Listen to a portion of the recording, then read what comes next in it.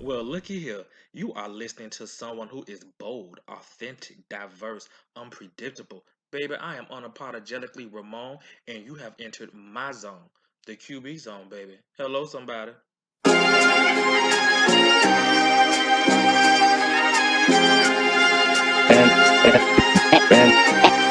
And there's no objection.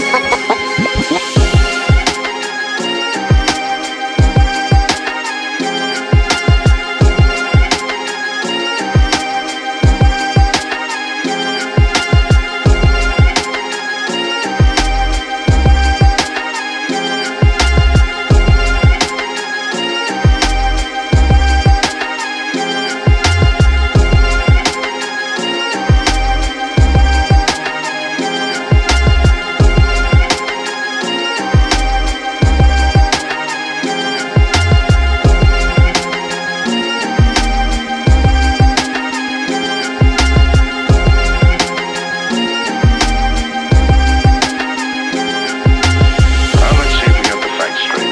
Did it ever occur to you that they might have used the Religion. That is what I want to talk about today.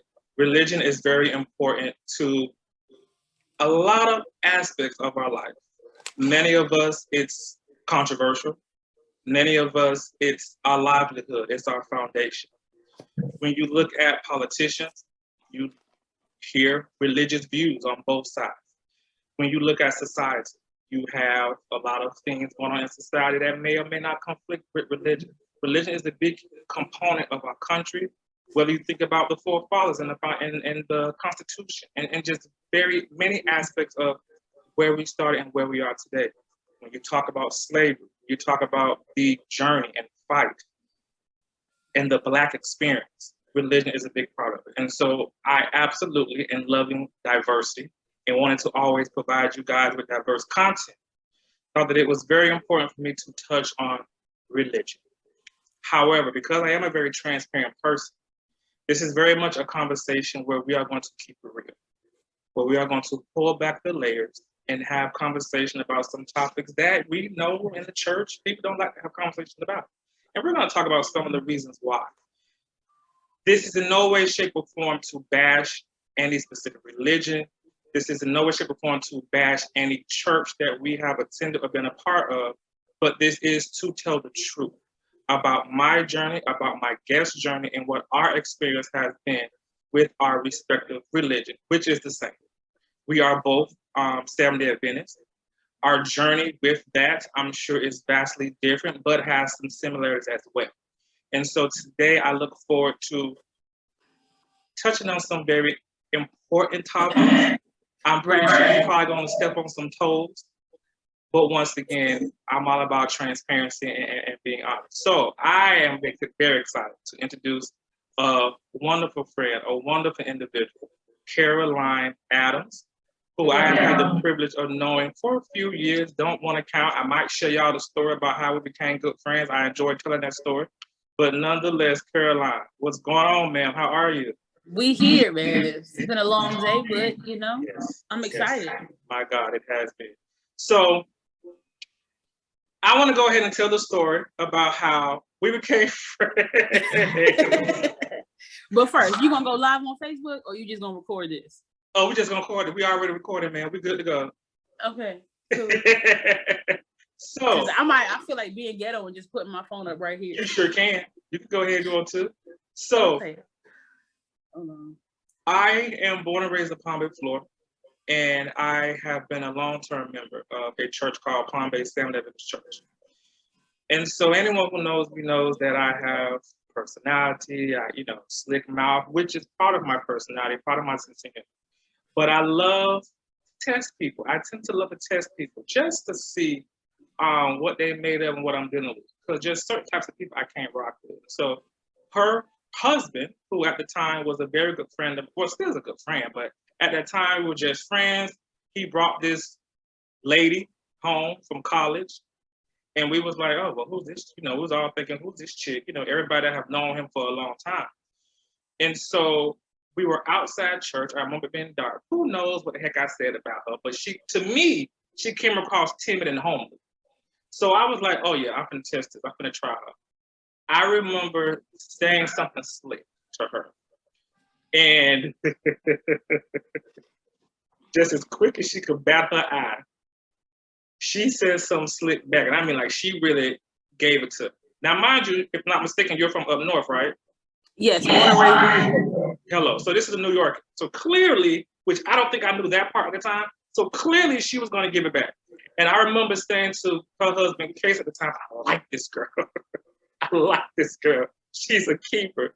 And of course, we've liked each other for, other reasons than that. She's been a really good friend and supportive. And so let's just get right down to it. I'm going to start with the good stuff. We're not going to give them all the controversy right away. So I want to talk about the beginning, the early years. I was born and raised by my grandparents, and I was born into the Seventh-day Adventist religion. My grandparents, however, were Pentecostal, then they were Baptist, so they kind of moved around a little bit. And all I knew was the Seventh-day Adventist religion. Growing up in Palm Beach Church, we was at prayer meeting on Wednesdays, choir rehearsal once I got a certain age on Fridays, Sabbath school early Saturday morning, church service right after, and then you come back for AYS, which is in the, the afternoon service on Saturday. So that's all I knew. There was Pathfinders, of course. I was in Pathfinders. Yeah, Pathfinders. Right, Adventurers prior to that, and I'm sure a lot of y'all probably don't want to what's Pathfinder, what's Adventure. To me, it's the Seventh-day Adventist version of Boy Scouts. Yeah, I tell people we didn't sell cookies. Right, that is true. That's true. And so I was in that. I was in every aspect of a choir, youth choir, mass choir, praise teams. I was very active in the church. I loved Bible stories. I loved reading the Bible. So for me, I was one of those kids where you didn't have to make me go to church. I enjoyed going. It was just fun. It was fun. That carried me throughout my high school years. And as you get older, you start to have your own identity and then have your own questions and have your own relationship with church.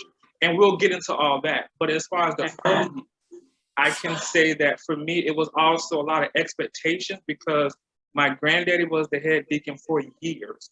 My grandmother was the deaconess and a church clerk, count the money. Then my granddaddy became an elder.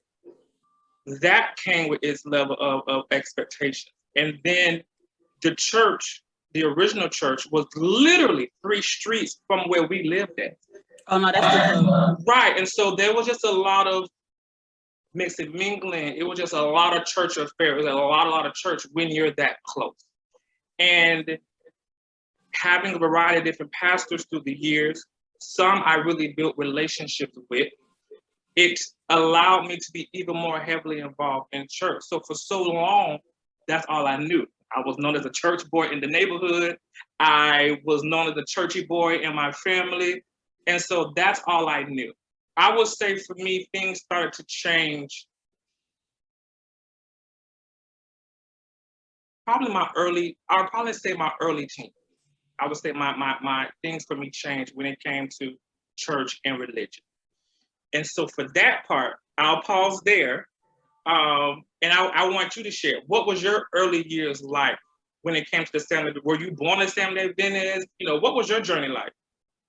Okay, born and raised in the Adventist church. My parents met at Pathfinder Camporee. My first camping trip, I was 3 months old.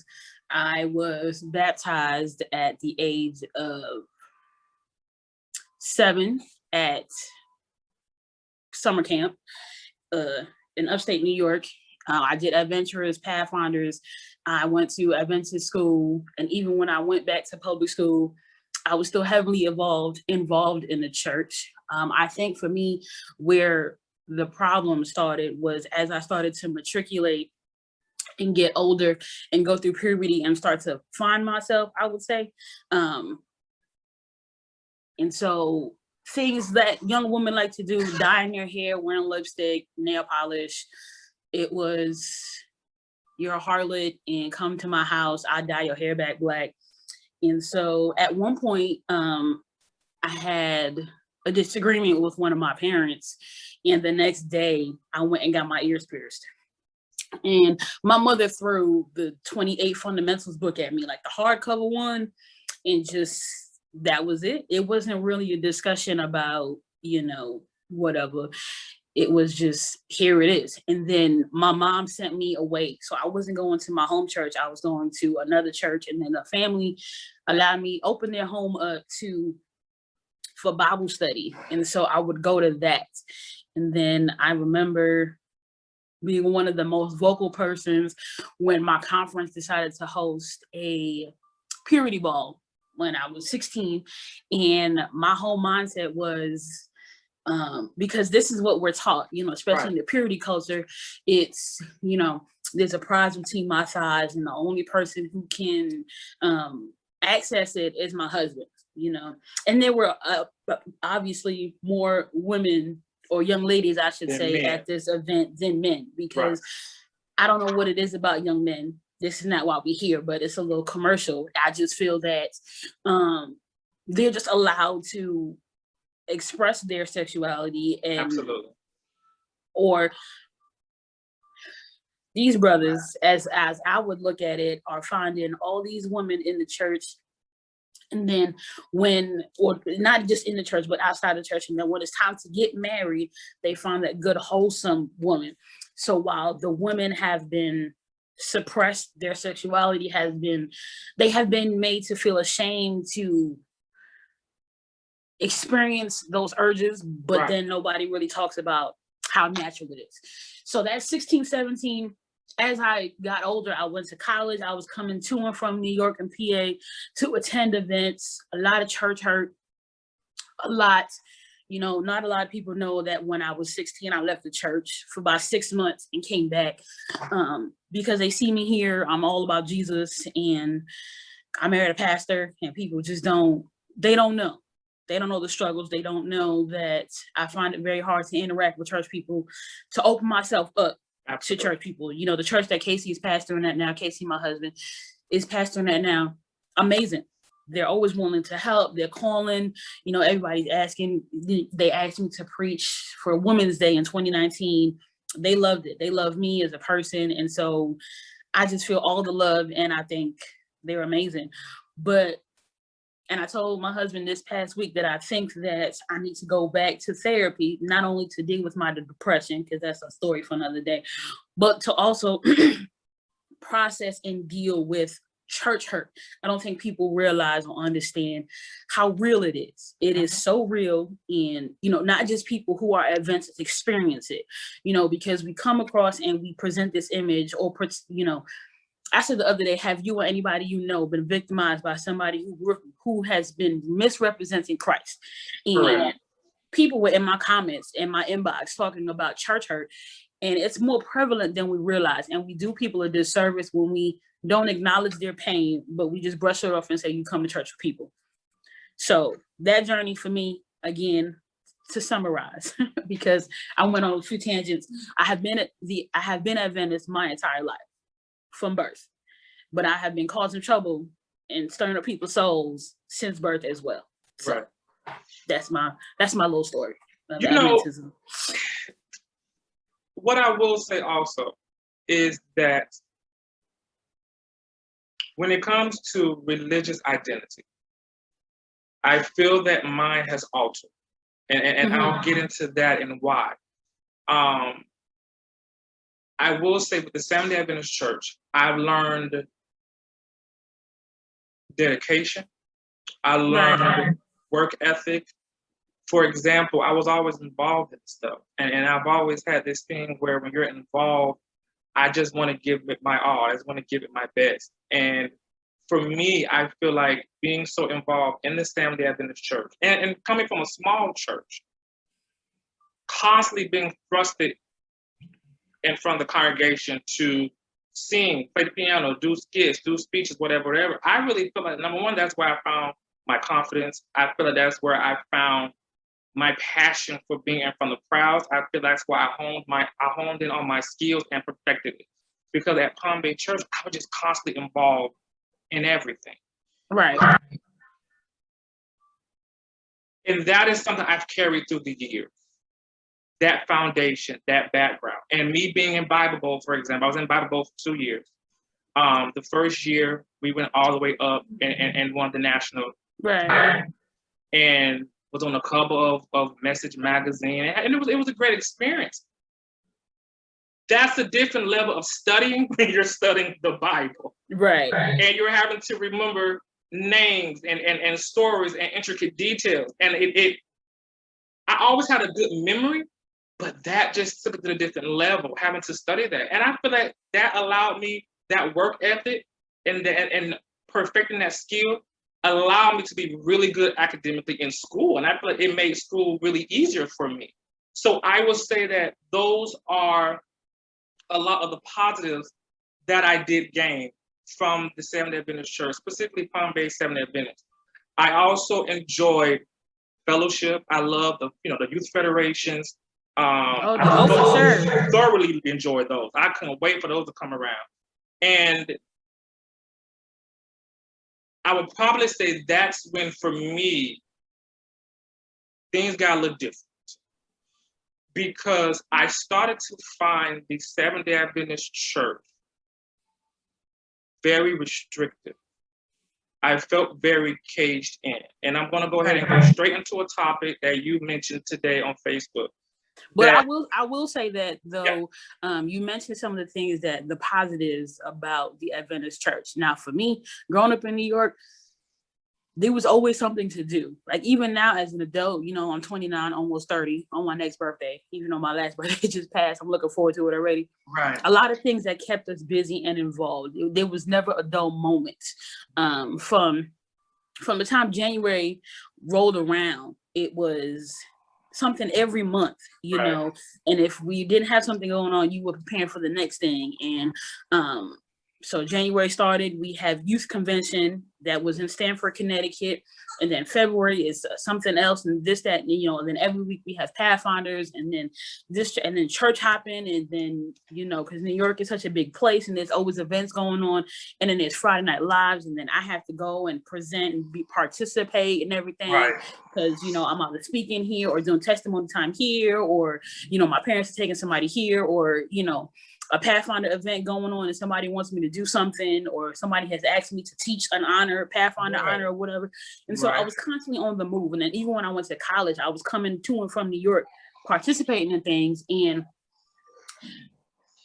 seeing the impact that the Adventist Church, when you look at the positive side, has had on people. It's important, because I know we're about to get into some topics, but it's very important to also remember, and this is why sometimes I have problems with the Adventist Church, is that a lot of our programming is keeping people out of trouble. So people who have been to jail, juvenile detention, people who have been arrested, people who have been on drugs, people who in their spare time, the Bible talks about the devil finding work for idle hands. Right. When you so busy with church stuff, you don't have time, none at all, to be busy or to be ineffective and be messy. I didn't have any time in high school to be in trouble. Number one, my high school was 2.5 hours away from, so I lived in Queens. My high school was in Manhattan. So people are like, Caroline, can I come over to do this? Where do you live? And I'm like, I live in Queens. And they're like, oh no.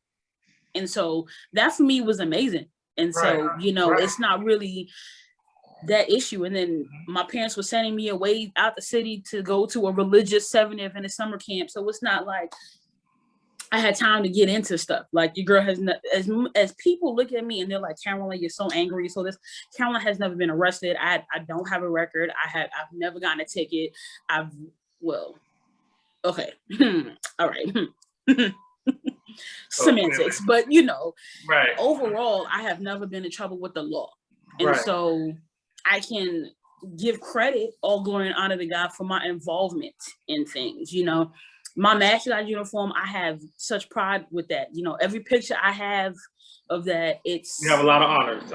Listen, when oh my God, my dad pushed for us to be in a Memorial Day parade in Laurelton, Queens, and when I saw the local newspaper and I wish I had a copy of that now.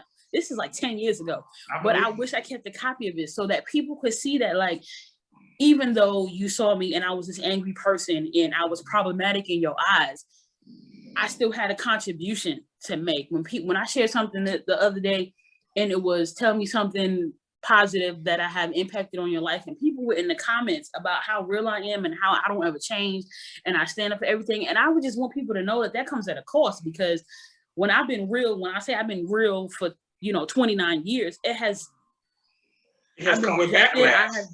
I have been talked about. I have been brushed aside. It's not easy to be somebody who's gonna stand up for the truth, because you'll be labeled as opinionated, angry, defiant, troublesome. And you know what? At this point, put all of that on a shirt, because that's me. That's who I am. And it's, granted, I could, pretty it up a little bit, throw some, make it pretty.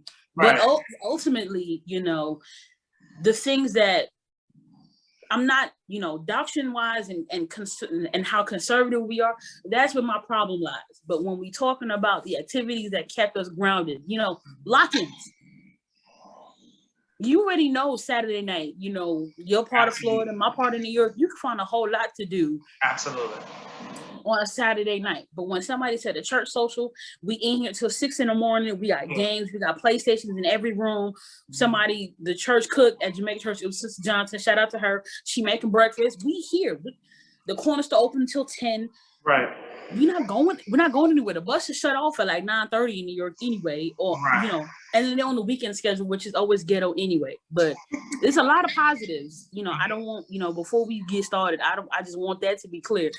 There are a lot of positives to being at Venice, but I agree, and for me, I was also in Christian school. I was in Christian school from 1st grade to 6th grade, on top of the fact that I had my life at Palm Bay Stand Adventist Church.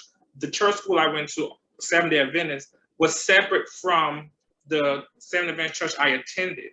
However, it was kind of like double duty, because, you'd have times where you have to be a part of certain programs. And so I'd be between my church and their church. And what I thought was interesting was this was the first time that it was segregated, and I was the minority. Because usually I went to a fairly mixed school, or I went to an all Black school. But when I was at the academy, it was probably one of maybe 6 or 7 Black people, and we all went to the same church. And so everybody at this church was white. But what I thought was interesting was they embraced us. I never felt racism at that school. I learned so much at that school. And although we were a part of the same religion, and we'll go into this with the praise and worship part, everybody don't worship the same. We know that there is diversity in worship when it comes to races, but even within our community, people of color, my church, Palm Bay Church, was more at the time, was more structured, very restrictive. Whereas you can go to other churches like Patmos, Mount Sinai, and I'm pretty sure churches, or probably a bunch of churches in New York, was more of what I would just consider close to the contemporary type of worship. So it was a lot, and it did keep us out of trouble. It did definitely keep us out of trouble. And what I thought and appreciate about it is because Brevard kind of ain't but so big, and I was known as a church boy, I still had a lot of friends who were not of that world. And I remember just being respected for that, in the sense that they engaged in certain activities, but they won't do it in front of me. I never dealt with peer pressure. People just respected the fact that I was this churchy boy, but I guess because I could still relate and still kind of hang, that I never stood out. It was never any issues for that. And so I really thank God for that foundation, because, even with things I've gone through in life over the years, I've leaned on things that I've learned in Pathfinders. I've leaned on things I learned being a part of Bible Bowl. I leaned on just aspects and fellowships, and to still have some of the same friends that I had growing up, whether it's your husband, whether it's, other people that I can name from Palm Bay Church, these are friendships we still have to this day. And so you talk about well over 20 years worth of friendship. And when you're going through life, and life has taken you in different directions, and you can feel alone, or you can feel like, who's for you? And you look back and see these same anchored people that have been there nonstop, and we all have what in common? God and the Seventh-day Adventist Church. And so, yeah, there's a lot of positives, like you said. One of the things the first thing I'll bring up, part of this conversation, I call it front and center. We're going to put all the issues front and center. Let's talk about it, not from a bashing standpoint, but a truth and just productive conversation. Praise and worship. I mentioned earlier about how I felt that aspects of the Seventh-day Adventist Church was very restricted. So at Palm Bay Seventh-day Adventist Church, when I was growing up, we had an old behind organ. We had an old piano. You could not clap. If you clapped, it looked like you was crazy. You could not say, literally, you could not say amen too loud. Mm-hmm. Worship was just very, very restricted. And I've always been the kind of person that lives off of emotions and vibe and energy. I never felt connected. I never felt connected to the worship growing up in Palm Bay Church.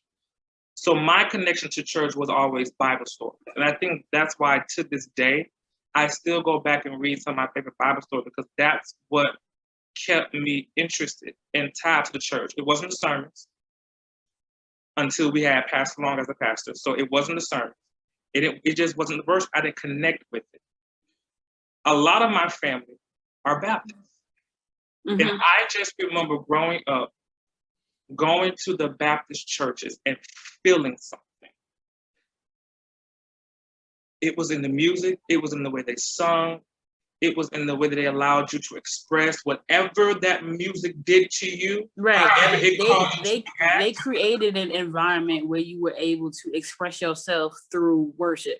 Right. Now, the Adventist church, especially in the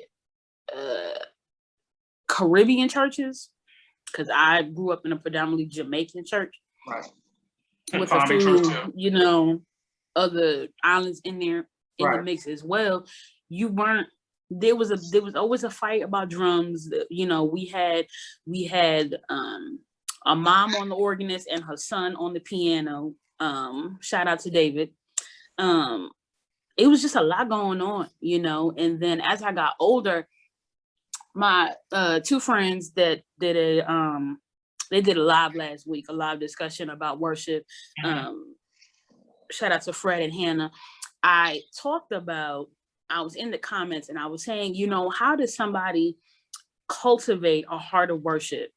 Because when you're in a space or an environment where you don't feel comfortable worshiping, but you know that you should, right? Because when you look back over your life and what the Lord has done for you, the Bible is talking about let everything that have breath praise the Lord. Right. And we're talking about David is dancing out his clothes, praising the Lord, strings in the heart, all these instruments, we're supposed to be giving the Lord praise and thanks. I don't know what it is about Black folk who just don't forgot about how we used to be out here just singing to the Lord, hymns and Negro spirituals to get through hard times. And for me, as somebody, with my struggle with depression, struggle with infertility, there's just a lot of things. And for me, it's just like, God has been keeping me. When I go to the doctor, the news could be worse. Okay. It's not what I want to hear, but it could be worse. I could have let the depression take me out, literally, because when you experiencing that depression and you start to question whether being alive is worth it. Now, did I have that mindset? No, but it's a potential. That's why I have to make sure that I take care of myself, because it's real. Right. And so I'm trying to become more of a participant in worship. Now, I'm even I got my worship leader on speed dial. What are the songs this week? So I can learn them. Okay. And then I created a whole playlist from when I'm at work. I call it road trip, but I'm adding songs on there that move me, Kirk Franklin and, something about the name Jesus with Rance Allen. I can't. Let me tell you something. That is my favorite gospel song to this day. I can't hit none of them notes, but that'll praise. Okay. That song does. Yeah. Yeah. And it's just, I remember being in college, being isolated away from my family. I had no roommate. And that's probably what triggered the depression to begin with. This is about, 10, 11 years ago. But not 10, 11. It's been 10 years. But I could just remember playing J Moss in my dorm room. Songs like Rebuild Me. My friend Diane listened to that music when I was living in Huntsville, and she thought those songs were great. But for me, I know what those songs brought me through. I know what mindset I was at and what helped me to get better. And so it's not even about, I think we just look at praise and worship from a standpoint of what it should look like and how can we force it to align with the construct of conservatism, if that's a word, to fit the narrative of Adventism that we have. But I remember those good old song services growing up. When we talking about when we all get to heaven, what a day that shall be. And then, 422 or whatever number is marching to Zion. Come, we that love the Lord. Yeah. And then when we don't have time, we open up the hymnal. We talking about, oh, give thanks unto the Lord, for he is good. And we used to be an AY jamming out, okay? But now we have gotten older and worship has become more corporate, because we have seen that we don't want the one elder struggling to hit the notes or start the song. He don't know what key to be in, and his harmonica is broken, okay? And so we say, we got to get as professional as we can. We're going to get the organist and the pianist, the drummers, the bass guitar, and everybody got to be on point. We got to have this professional and this, and we got to pay everybody. And our singers have to be professional singers, and they got to hit the notes, this, that, and third, whatever. And I feel like we have fought so hard, number one, to get drums into the church. And two, fought so hard to get the level of professionalism and education into our praise and worship services that by the time we get it all together, I don't know if it's the congregation or the musicians, but I don't know. Sometimes I feel like God gets lost in translation. Yeah, because you can't want to focus on perfection and you lose track of the presence and the conversation with him. You're so focused on being perfect and hitting this note and doing this and having this whole presentation, but you're missing what the whole purpose is, a conversation, giving him what's due. And I think that is one of the things that has gotten lost, and why a lot of times you can go to church and there's such a disconnect between the congregation and what's going on the stage. And I think that one thing I will say is when we got Whitley Phillips at Palm Bay Church, I do think that changed my life from a worship standpoint, because forget who he is. He brought in the minister of music. We had a variety of instruments, drums, jamming out. I saw more of a contemporary way of worship. And prior to him, I saw us slowly getting into the place where it wasn't so restrictive in regards to the amens and the clapping your hands and whatever the Spirit moved you to do.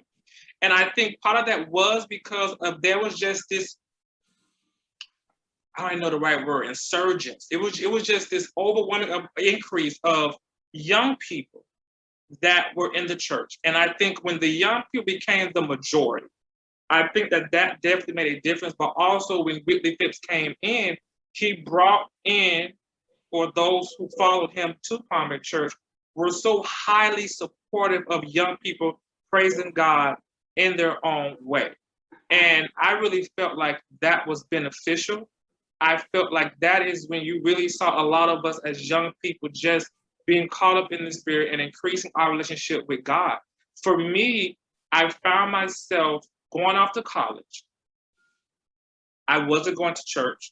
One of the reasons was I didn't have a car, first of all. But then another reason was I don't know, I just wanted and yearned for something else.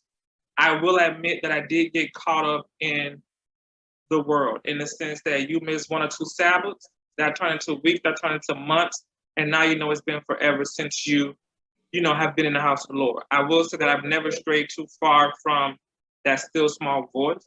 So even if I go months without church, or going to church, I've always learned that church is here. I don't have to be Right. able to build Church into is church. here.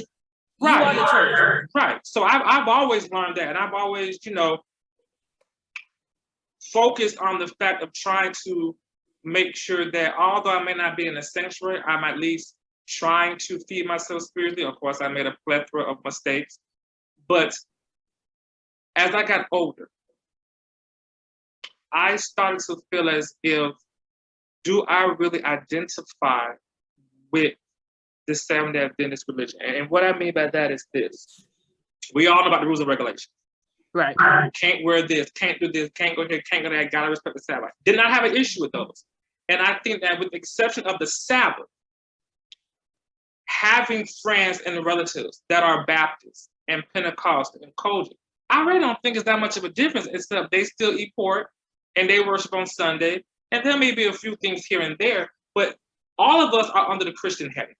And so when I'm going to a Baptist church and something comes over me, I feel supported. I don't feel judged. I'm not talked about. Right. These are all things you talk about. You mentioned church hurt. For me, those was some of my church hurt. Being talked about, being judged, Oh, definitely. being ridiculed, being disrespected. And I also felt like because we were young people, that you had a lot of older people, and it could be the old school mentality, you don't have a voice.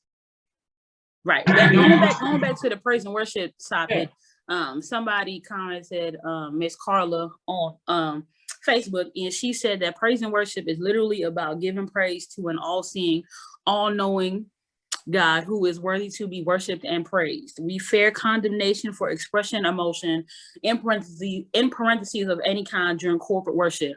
We have to get to the place where He is all that matters. Now, definitely, I appreciate your input, Miss Carla. Miss Carla, she is on the praise team at the church that Casey and I attended when we lived in Ohio. Shout out to Akron Bethel. I will say that we have done across the board on a lot of the things that, and I tie all the way back to things like purity culture, praise and worship, dress, modesty, relationships, preparing women to be married, and the men are just left to figure it out because all the emphasis is put on women. Right. We do our people, our church members, a disservice by trying to put everybody into a box. When when you look at religion, when you look at Christianity on a biblical standpoint, it's very simple. When the Israelites were doing their thing and they have those Levitical laws, all 300 some of them on top of the 10 commandments, right? It was different. But then when Jesus came to the earth and He died on the cross, that purple cloth between the most holy and the holy place in the temple was torn. And so a lot of those restrictions that were placed on people was gone. There was no more need for the sacrificial lamb. We no longer had to spill blood. And I think a lot of times we focus so much on doctrine that we forget Christ. Now, I remember the first time I prayed with a stranger. I'm friends with her on Facebook. I was so nervous, but something told me to just get up. How were you nervous? Because I don't know. Like Adventist folk, right? We get it. Right. We pray a certain way and nobody asks questions. We just get into it and whatever. And then also praying in front of people makes me nervous simply because people have talked about how I pray. Now I use my hands and apparently I'm like, yo, God, I don't be going to church and Tim's or nothing. It's just, yo, God. Having a real conversation with God. In my mind, it's like, dear Jesus, but apparently everybody else here, like, God, everything, So we make it complicated more than it needs to be. And then on the tip of you talking about, your friends and family being of other denominations, my best friend, I met her in the 7th grade. And in the 7th grade, I'm all like, you can't go to church on Sunday. That's wrong. Catholicism, because Jesus, that's how you know the Adventist church has like all these revelation seminars and everything that I have attended. It made me feel like somebody else, if you're doing wrong, you wrong, and I got to preach to you. Yes. And yeah. It's amazing that our friendship has lasted this long, but sometimes the only times I could hang out with her, because at some point she was living in different places. And so go to her church. Her grandfather was the reverend of the church, started the church. And then when her grandfather passed away, her grandmother took over. And then when grandma was no longer able to service the church in that capacity, her aunt took over leadership of the church. Whenever I went to that church on a Sunday, Ramon, I promise you, I felt welcomed. Absolutely. There was no question about what's your religion or what kind of God you know. It's like, welcome to our church. It was a little small. It's a small storefront church, you know. No one's looking at you funny if you're not dressed according to their Just standard. Embrace. Yeah. And I would go back anytime. And these people would invite me on their trips, you know, to like Six Flags in New Jersey and everything like that. But I can't go because I'm in church because you're trying to go on a Saturday. But there was never any judgment. You know, there's a place called Sight and Sound where they like do performances or something. Yeah. I don't know. You know what I'm talking about. Yeah. They invited me to that. Can't go because they're trying to go on a Saturday and I'm in church. But just the mindset, the thoughts, you know. Her grandma sends me books. Like, she prays for me. And that level, that energy for me is important. Mm-hmm. Now, getting my best friend to come to my church is a different story. Right. And it breaks my heart every time I talk about it because I have been going to her church since me and her met. So when I met her, I was like 13. She didn't come to my church until me and her probably 18, 19, going off to college. So my church is all off of, my home church growing up is on 88th Street no, it's not. It's on 163rd Street between 88th Avenue and Hillside Avenue. Right off of Jamaica Avenue in Queens. That's a major shopping street. It is, yeah. She got to walk down from Jamaica Avenue. She didn't have to walk down this particular street, but this day she did. Walk down the street of my church to get to the bus because she takes the bus that goes all the way down to her house that runs up and down Hillside. Somebody, one of the elders or somebody, stepped outside the church and told her that she was going to hell because she shopping on the Sabbath. After that, I kept trying to figure out why she kept declining my invitation. And when I found out that was the reality of what happened to her, that made me upset. You don't know this woman. You don't know what's her experience with church. You don't even know if she knows God. Mm-hmm. But because you feel entitled to express to her worthiness or lack thereof of achieving justification and achieving salvation to attend heaven, it's not up to you to make that declaration. Absolutely. Because I'm pretty sure there's going to be a whole lot of Sunday worshipers in heaven and a whole lot of Adventists who stay on. You're going to have some you're going to have some who don't go to church that going to be in heaven. One thing my grandma told me is that you're going to have people who in church every Saturday and Sunday going to bust hell wide open. Okay. I feel like there's probably some people who believe I'm going to hell, but you know what? At that point, you finna come with me. We finna burn together. Because Family Adventist church, they're more about meeting you with condemnation versus meeting you with love. Okay. Now, I'm different. You're not going to, me and you are similar in the sense of how we carry ourselves. People just ain't going to come and talk to me any kind of way. So I never had those issues. But I have witnessed and I have seen visitors come to church, Family Adventist church, not just mine, but others. And instead of meeting them with love because they may dress different, their hair might not be what you feel like it is. They may not have the suit, so they may have came in just a polo and jeans, and you meet them with criticism. You meet them with attitudes. You meet them with stank looks, but you want them to believe that Jesus is love. The Bible talks about love is patient, love is kind, love is this, that, and the third.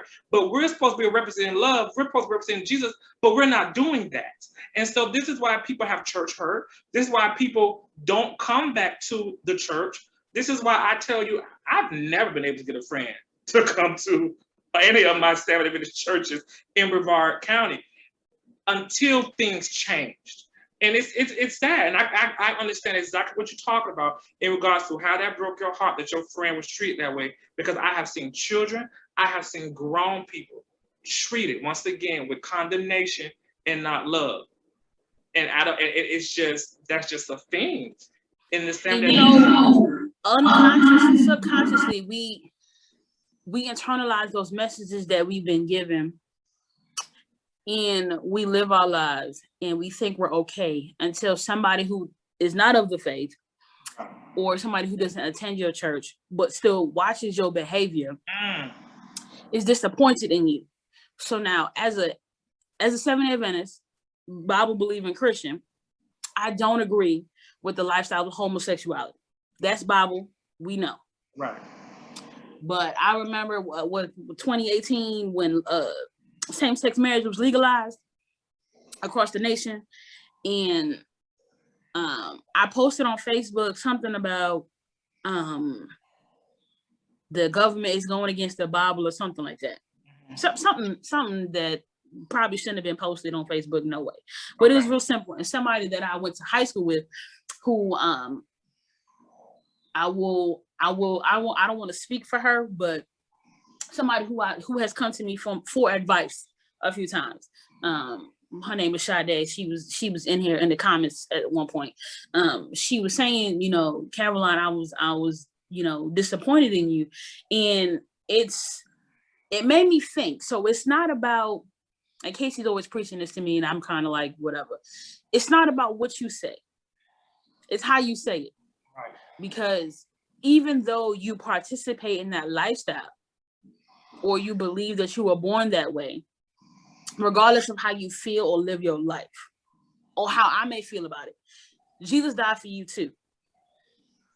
He didn't come here and say, he didn't have a clipboard and born in the church, born and raised Adventist, participated in every event, baptized, exchanged watches at your wedding, and waited until you got married to have sex. He didn't come with that, because nobody's perfect. Correct. And I feel like us as Adventists, we look at the manual and we judge everybody by this point, and it's but they're not even meeting that requirement that they're judging people by. But go ahead. It's like I say all the time, a lot of these people are so heavenly minded or doctrine minded that they're no earthly good. Like, you so worried about dotting the I's and crossing the T's that you don't even know how to interact with humans anymore. You don't even, like, somebody could walk past you and tell you that they're hungry, and in your mind, that's a meeting. Or you have women in your community who are single, who have children, who need your assistance, but in your mind, that's a business meeting that you got to come to before the church and have a discussion about. And I'm saying, the Bible in the New Testament, when Jesus was walking on earth, he said, when I was hungry, you fed me. When I was naked, you clothed me. And we don't even know if these people could be angels that are walking among us. But we just take it upon ourselves to make that judgment call and do as we please, And I just want people to be honest about where God found them.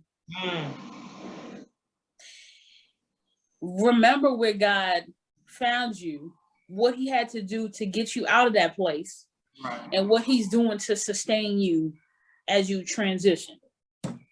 Now, I had somebody on my birthday tell me that, Caroline, you are adulting well. And I looked at my phone and said, thank you. But in my mind, I said, the devil is a lie. Because if only she knew that Caroline be wanting to quit adulting every day. Right. But I will say this. As I look back over my life and I think about what God has done for me, through me, and to me, I can only give God praise. Right. When I look at some of the experiences that I've had that in my mind was going to break my soul. We still here, when I was in middle school being bullied, and I don't really talk about this much, but I was bullied in the 7th grade for my clothes and my hair and whatever. And you reflect on how painful going to school is. Right. And you question whether your existence in the world is really necessary. Mm-hmm. Now, did I contemplate that ultimate demise for myself? probably a few times. Right. But because I had those things keeping me busy, I didn't have time to dwell or, because I had people depending on me to do things. Right. And then I went away to summer camp and I felt empowered. And I came back to school, first day of school, and I was like, you can bully somebody else, but you're not going to bully me. Hello. And when I think about what I used to be like, angry and bitter and just mad at the church, mad at Jesus, because there's just too much going on, Right. But now I am finding myself, Ramon, let me tell you, a lot of people may not agree with my Good Morning post, and it may make people feel uncomfortable. Yeah. But I will say this, the amount of people in my inbox is letting me know that what I'm doing matters. Absolutely. It's letting me know that I'm reaching an audience. Now, people out here talking about Caroline choosing violence every day. I guess that's what you want to call it. But a lot of times, what I'm posting is a lot of things that people are thinking or discussing with their friends, but they're not going to post it because they feel, listen, I'm grown. I don't have to prove nothing to nobody. You don't pay my bills. And if you feel a way about it, you can unfriend me, because at the end of the day, it is what it is. These kids that, kids having worse conversations, and, as a professional, I'm seeing the way that people are raising their kids, and, you gotta, if you're not transparent with where you've come from and what you're dealing with, how you gonna help somebody else?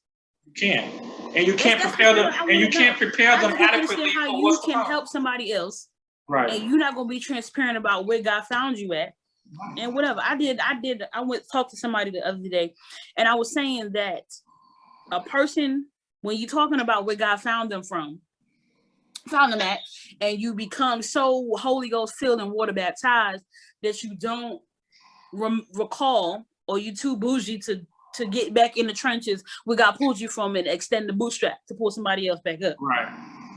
I said, you can be addicted to that drug. God can deliver you from that addiction. And then once you're delivered, in your mind, you too good to go back and tell somebody the good news about what services you encountered, what pastor helped you, what services you encountered, what resume help, what job prep agency you went to, because in your mind, it's above you now. Right. And I said, if I find somebody that I know is in my inbox struggling with depression, issues in their marriage, issues with infertility, because that's something I'm dealing with right now, weight loss, PCOS, just being an angry person, relationships with your mother, because my mother and I, that's a whole nother conversation, Ramon, for a whole nother day, divorce, all of those church hurts, anything that I have encountered, and to be real, sex before marriage, like all of those things, when you real about it and you talk about your experiences, it can help deliver somebody else. Correct. Okay. And that's why you can't. No, I'm glad you're sharing all this. And this is why you can't worry about the few naysayers. Because first of all, they talk about Jesus, they're gonna talk about you. And like you said, there are people who are battling with things that when you post the stuff you post, you are positively affecting them. You are provoking thought. You are allowing them to see that they are not alone. And that is important. And I think for me, there's three things. One is that, and maybe it's because I've always had trust issues, that I don't look at people of the cloth. I don't look at pastors and elders as perfect. I don't look at them as my gateway to God. So when they mess up and they make mistakes, it doesn't cause me to leave the church. It doesn't cause me to look at God a certain way, because I never put that expectation on you anyway, because I know that they don't have a heaven and hell to put me in, and I know that nobody's perfect. Yes, we expect our people of the cloth to have certain expectations because they are representing Right, they represent Christ, so we hold them to a different standard, and we don't realize that they're human too. Correct. And they are tempted by the devil and sin, and they're also sinful creatures who are also saved by grace, shaped in iniquity. But what I will say this though, I appreciate that mindset, and I wish I had it growing up. But I will say this, that when we have that mindset that we're coming to church for God and not for people, you are deliberately taking away the power that I have to come to church, worship, be transformed by the renewing of my mind, and going home. Because when I posted on Facebook the other day, my ability to be the bigger person does not negate your responsibility to hold the person who hurt me accountable. Correct. Yes, I come to church for God. Yes, I come to praise and worship and fellowship, because where 2 or 3 are gathered, God will be there. Right. However, the Bible is also talking about you not being a stumbling block in someone else's journey. Hello. Now, I'm not expecting perfection, because I in myself am not perfect.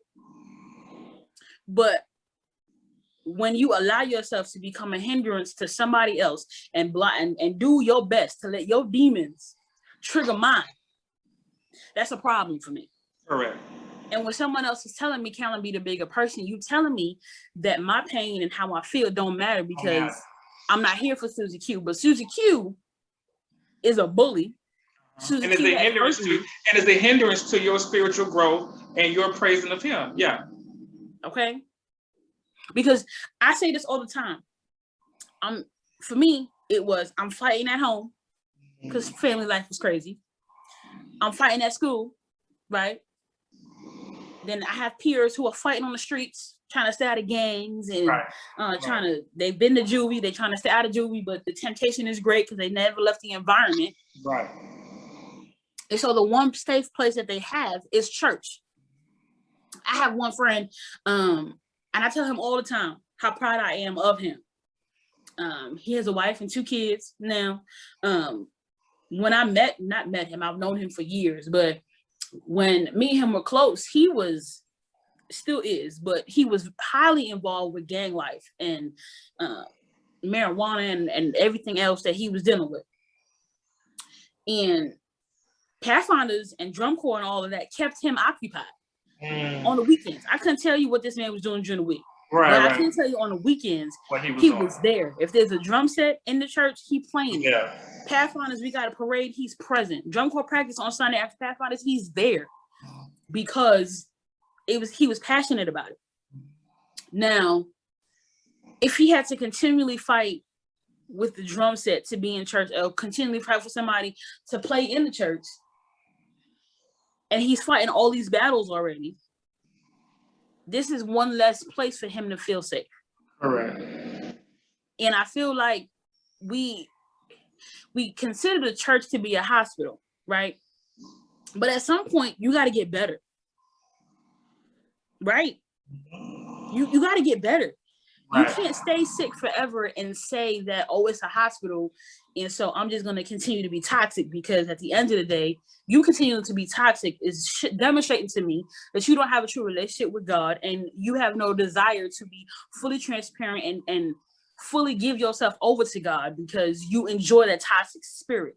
You enjoy allowing those demons to reside in you, and you don't want them to come out. But I also think the church gives the environment for those people to continue to bully and spread their toxicity and still be in the pulpit, still be pastors, still be elders. And, I'm glad you mentioned accountability, because that is one of the topics that I also wanted to address, because it bothers me when you have people, like you said, who have bullied, who could be cheating on their wife with women in the congregation, who can have done sexual inappropriate things to children that are sitting in the congregation, and you know about it, and you knowingly allow this person to stay in a position as a youth director, as an elder, as a deacon. What sign, what message is that setting? Because first of all, the Bible specifically says that if you love me, keep my commandments. And we all know that when it comes to certain things that were an abomination to God, did not please him, there was consequences. Let's talk about when they was up there in the temple, gambling, doing all kind of foolishness. God went up there and was shaking the tables, literally. So I don't understand how, and not just to say I'm living in this church, but I can say that I've, just speaking from my own personal experience, because this is my religion, that I have seen too many times where people have mentally, emotionally, and in some situations physically damaged members of the church. There's been no accountability. There's been no recourse. How can these people heal? How can these people be able to grow and progress when every time they go to church, they got to see their perpetrator? They got to see the person that broke them. I feel bad for these people because, once again, not everybody has that mindset that, oh, nobody's perfect. I'm come here for God, not people. Once again, that's not an excuse, it's not a justification. You are damaging these people and you don't care. You can't show love when it's convenient to you. You can't want to represent Christ when it's convenient to you. You know, as long as I don't speak against you, I'm a great young person. I'm respectful. I'm wonderful. As long as you toe the line and you do what I ask you to do and you don't ruffle no feathers, that's crazy. Okay. Now, for me, it's I don't have the answer to why there's a lack of accountability in our churches, Right. Because we're not the only ones that have that problem. Oh, absolutely. If you look at, the Catholic Church and some of the other churches that experience those kind of issues, I will say that being more open on certain topics, well, all topics, Right. I think will allow people to, I don't think a lot of people feel comfortable sharing their trauma. I think that the church or whatever does not allow for people to feel safe. Right. If you come to me with an issue, you may not be believed, or this person's position or power or responsibility may trump you as a victim. And I don't think that we have the true understanding of what our responsibility as a church is.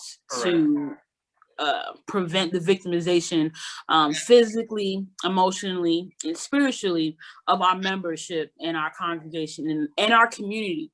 Right. We have a responsibility to protect, not the perpetrators, but the ones who are vulnerable, because that's what we're here for, But when you look at how we interact with people and how we run our churches and how we communicate and how we talk. I had a friend, she called me about 2 weeks ago and she was just like, Carol, I need to vent. Carol is my nickname.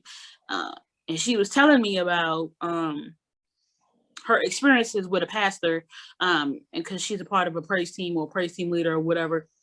And now, I talked about praise and worship this morning, but when you as a pastor are using your position as the pastor to go up there on the pulpit and talk down on somebody you have an issue with versus you standing in front of that person or picking up the phone and saying, ma'am, sir, let's talk about this. Those are the things that I'm talking about, where we are using and abusing our positions instead of doing what we are supposed to. Like, I don't get it. And I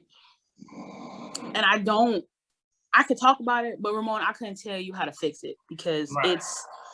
It's a systematic problem. It's a culture that has been cultivated, nurtured, and perpetuated through the years. Like a lot of, I don't think enough people even feel like it's a problem worth fixing. Well, for me, it's as we get older. So it may not be an issue for my parents, right, or my grandparents, rest their souls, because I ain't got no more, but it's different. My grandmother, Grandma Buckner, my father's mother, she was like deaconess extraordinaire. Like, she was a part of everything. She was on the communion committee, all those towels that were used at church. I was at the house helping her wash and fold, okay? Call it, communion wash and fold, put a sign on the door. Her and my grandfather had plaques on the wall for being appreciated. Now, me as a young person, I'm coming up, I got to fight with y'all to get y'all to understand. You keep telling me that the youth are the future of the church, but you won't get them to do nothing to prepare them for that future. And you want to allow them. When I was coming up, they constantly wanted me to fulfill the youth quota, but then nobody wanted to hear what I had to say. Correct. So you have a steering committee to choose the nominating committee. They wanted me to be a part of that because they had a youth quota. And then they had me on religious liberty. When it was time for somebody to get a junior clerk, my mama tried to add me. I don't want to do this. This is that ain't for me. I ain't trying to tell nobody nothing about no announcements. I was clerk, usher, all that kind of stuff. But I mean, here's a funny story though. So when, you know, I'm always talking and my mouth be running all the time or whatever. So, outside of church, one time, this lady, I call her Auntie Garnetta, she had a program planned for the following Sabbath, and she was talking about she needed a soloist. Ramon tried to be funny, and I was just like, I'll do it. She was like, okay, I'm gonna put you down. Ramon, I don't sing. My sister sings. I don't sing. But I had walked into an assignment that I wasn't prepared for. So now I had to go do something about it. Ramon, I had to go to the music store, pick out a track. Every time I hear this song, I just want to cry all over again. My life is in your hands. Oh, yeah. Kirk Franklin. I don't know why I did that to myself. I was in the house practicing like every day. I was nervous. I was shook. I sang that song as much as I sang the I sang the hell out of that song. But when it was done, I ain't never sang it for the church again. No, I stick to talking. But it was, you know, it was an experience. It was like, Carolyn, stop running your mouth so much. But because that person made me feel so comfortable, I've known her all my life. Right. You know, her husband, rest his soul as well, made me like, it was a family environment. So you needed something done. I have no problem doing it. Like, it's the same thing if like, don't have me lying. Ooh, what's her name? Y'all's Pathfinder director? Sister Payne? Sister Payne, yeah, Mama Payne. I love her. Absolutely. I'm finna do it because you establish those relationships. And it makes you wonder why your relationships with all these other older folk can't be the same. Everybody it's how they embrace you, how they treat you, how they hold you up. Sister Payne Sister Payne and the late brother Payne always encourage us, always inspire us to be the best we could be. They believed in us, as well as Sister E. Banks. And so when some of these other people love Sister E. Banks. Yes. When some of these other people would ask us to do certain things, we wouldn't hesitate. Whereas some of these other people couldn't get us to do nothing. But I think for me, when I look at it, mentally, emotionally, and spiritually, my life has been fed so much at Baptist or non-denominational churches. I have had experiences with God so many times at Baptist and non-denominational churches. And I've looked at my life in the Seventh Adventist Church, and I've looked at just what my experience have been in there, what my experience have been in these other places. For me, it's not so much about a religion. I'm going to be a Baptist. I'm going to be non-denominational. I'm going to be a Seventh Adventist. For me, it's not about religion. It's more so about relationship. And so for me, I think that's why I don't know safely. I can't safely say, or without hesitation say, I still identify as a Seventh Adventist, because my soul hasn't been fed in that space the way it has in these others. At the end of the day, all I care about is relationship with God. That's all I care about. That's all I want at the end of the day. I don't want to be put in a box that I have to be this religion. I will say, one of the things I do want to work on is that I want to make sure that how I carry myself, people know that I love the Lord and that I'm a Christian. One of the things I do not want is for me to be having a conversation with somebody about how much I love the Lord and how much he means to me, and that me being a Christian, and they're shocked because of how they've seen me conduct myself in certain environments. That is one of my biggest things that I make a priority to work on, because I absolutely have failed at that many times in the past. For me, the accountability issue has been an issue for me. But I also think that when I think of that TV show Greenleaf, did you ever watch that show Greenleaf? I watched like a half episode and I said no. When I tell you, just being highly involved in the church, having certain positions where I'm on the church board. So I'm in those closed meetings. I'm seeing how people conduct themselves. Okay. You're seeing the stuff that's being done that the rest of the church don't know about, and the secrets and the cover-ups. It kind of taints you. And I know every church has that. I'm not putting this on Seventh Adventist Church. Every church has that. I think that for me, though, it's like, how can we get to a place where we're not, on a larger scale, hindering people's relationship with God? Because you have these secrets, you have these scandals, you have these hidden agendas. You have people who feel like, oh, I can't come to church because it's just a business, it's a hustle. The pastor driving XYZ type of car. The pastor, every time you turn around, they asking for money. They've been doing a building fund for 5 years, ain't broke no ground yet. Yeah, we know, just like with anything, there's bad apples in every bunch. But you absolutely have some churches that I feel are in it for the right reasons. You look at what they do in the community. You look at how they love on people. You look how they impacted people. And for me personally, I haven't seen that on the same level in the Seventh-day Adventist Church. So I think for me, that's also been one of my journeys or one of my experiences, just how the lack of impacting the community. I think ultimately for me, not enough people are truly having an encounter or enough encounters with God. Mhm. That for me is the ultimate relationship building step. You can't have a relationship with somebody if you don't know them. Correct. And for me, it's doing what makes you comfortable so that you can maintain your relationship. When I went to college first in 2010, when I graduated from high school, I had it down packed. I'm going to find a local Adventist church and I'm going to attend church regularly. Like I called the church because my mom and dad were pushing, especially my mom, like, you're going to go to church. Right, you're going to do Pathfinders, you're going to do all of it. Right.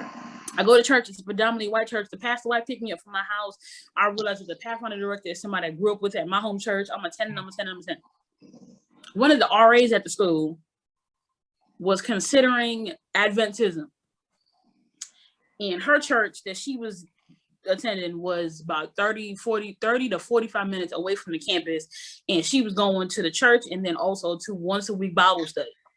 I found more relationship and connection with the man upstairs at the Bible study than I did when I was attending church. And because of the community that I had there and the transparency of everybody involved, especially the husband and wife, because the husband and wife have an amazing testimony. I joined them this morning for church on Zoom, and it felt, number one, like no time has passed. I haven't seen or talked to a lot of these people since I left Pennsylvania in 2012, and that's almost 10 years ago. Next year will be 10 years. And it was just like the bond of relationship was always there. But in those moments, number one, dealing with them, I think, what conference was that? Is that I don't think it's Pennsylvania conference. I think it's Allegheny East or West, one of them Alleghenies, and they put on a youth program. And towards the AY time, they had a rededication thing where we were all holding hands and praying, and I got emotional because when you look at all the things that are shoved down your throat and you're trying to be like this perfect Adventist, not Adventism, you're not the movement, you're just a part of it. Right. Oh, that's a word, right? Okay. There you go. Let it flow. Hold that, add that to your notes. But let it flow. When you make mistakes that you have been taught about certain things that in your mind go against everything that you know, the shame and the guilt that bear you down, it'll eat you up. In my mind, push you further away from God, because your subconscious says, you know what, God, I'm no longer worthy of your presence because the ideologies that I have been raised in is limiting my capacity to form a connection with you. And so when I had that rededication, Caroline got emotional. I don't just be crying for nothing. Okay. Not only am I from New York, but I'm working slowly and steady, even now, still today, to get more in touch with my emotional side. But trust me, not to cut you off, I'm 37 years old. I just got to my emotional side within the last 2 years. So don't feel bad. Okay. But I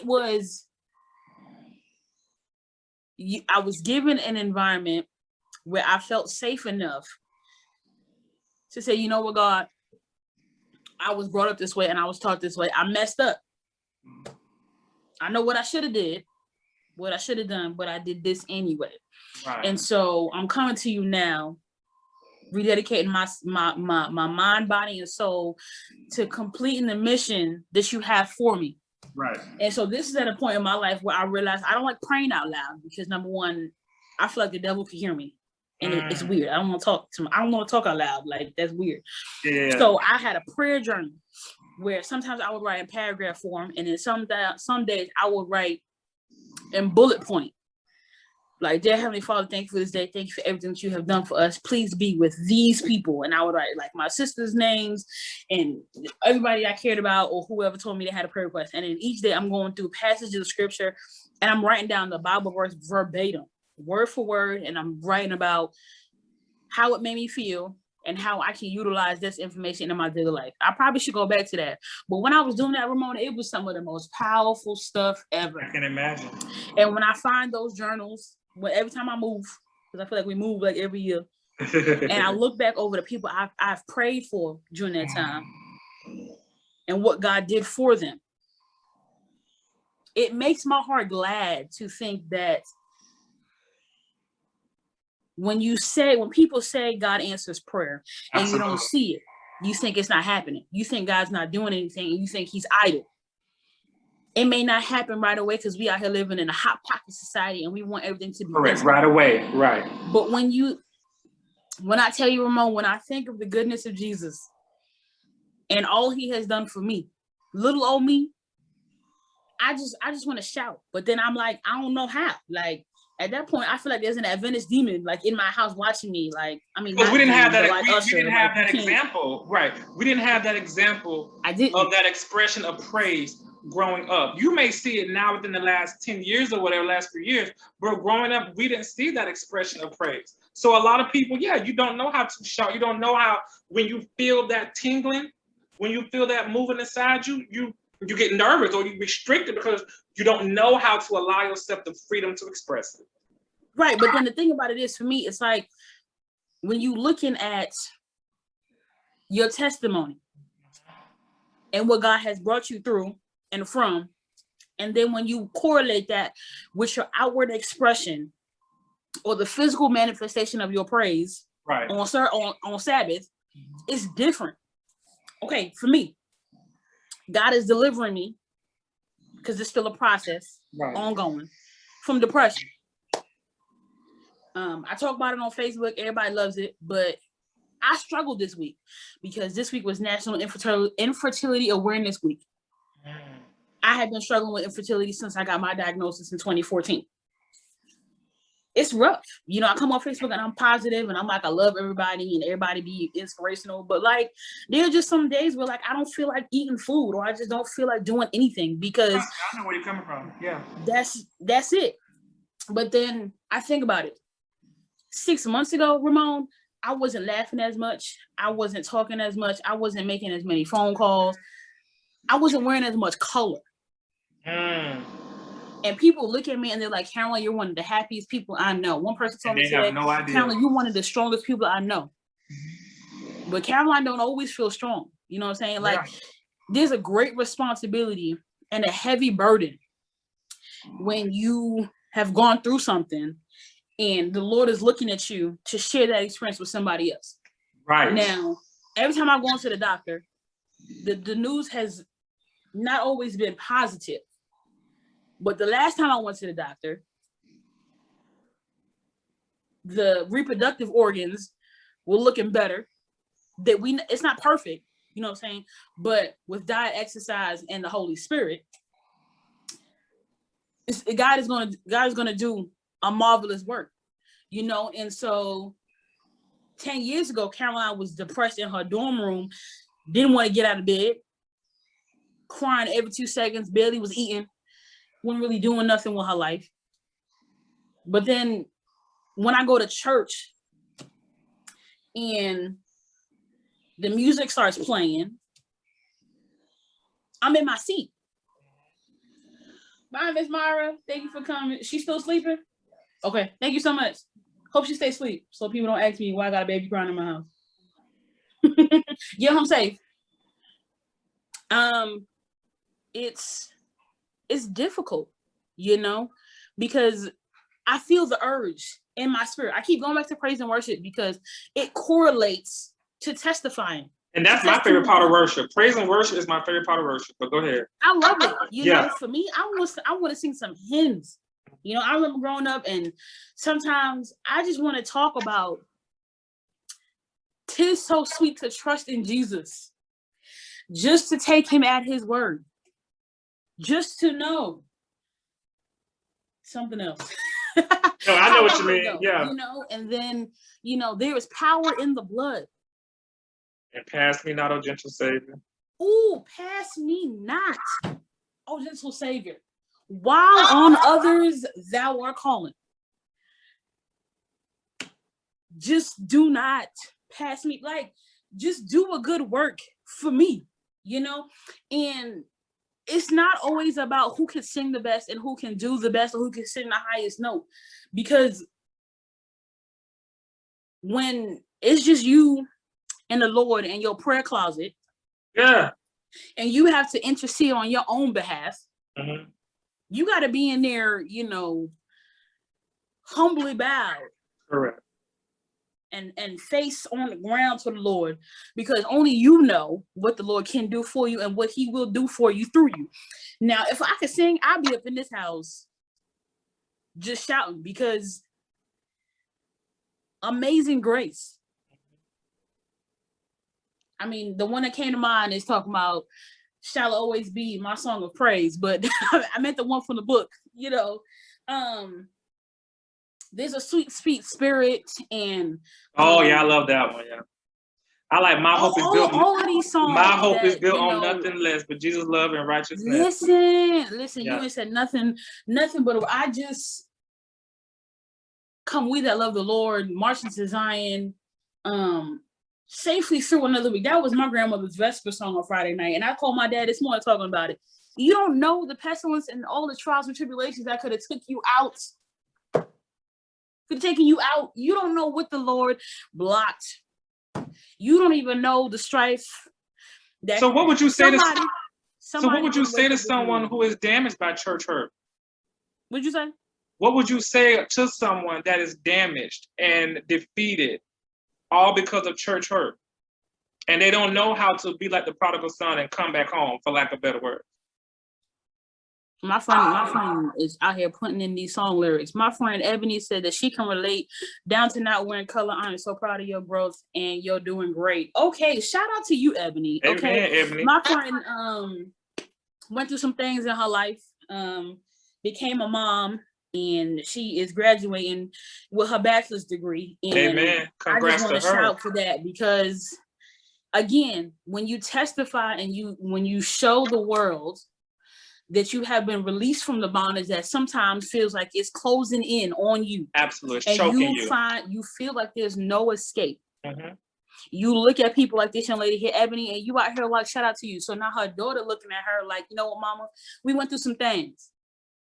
It was hard. It was rough. Not what we used to, but we here now. I'm not where I used to be. May not be where I want to be, but I'm not where I used to be. And that right there is the message. Now we talking about, what would I say to somebody who's experienced church hurt? And they're damaged and defeated by it. Number one, here's what helped me. Number one, don't let anybody diminish how you feel. This one, your experience is yours. And so you need to take time to process. Number two, having that personal connection and relationship with God. If you feel disconnected from the source, you need to go find it. You need to go back to God and do that. No church is perfect. All these churches will have different problems or probably same problems, and on that level, it's worse. But again, the only person who, now granted, I can't give all the answers because I still struggle with church hurt now. Right. But I would say it's a process. Be gentle with yourself. Acknowledge what happened, and don't blame yourself. I will say that my chemistry teacher from high school always talking about preach 1/4 training. Anyway, when you're gentle with yourself and you allow yourself to feel. A lot of times we rush past the healing process because in our minds, that's what perfection is. It's a process, it's a journey, and I will say that people need to be gentle with themselves. It's years, and I realized that you telling me how you think I should be is a trigger for me. Absolutely. And so I need to go back to therapy to deal with that because it's impacting my relationships, because people are trying to offer up helpful criticism, but because I have allowed church hurt to create that wall, it's solid. You can't penetrate it. And the minute you try to tell me something about myself, I'm ready to argue with you. Right. That's not healthy. It's not healthy. And so if church hurt is something that you feel has disrupted your life and made you feel a way about it, seek wise counsel. Wise counsel. Now, this is somebody who has your best interest at heart and will keep your business private. If you need to seek a therapist, licensed clinician, professional, whoever, do that. If it has had an impact on your marriage, seek outside help. You trying to deal with it by yourself will only cause more harm, more danger, and more.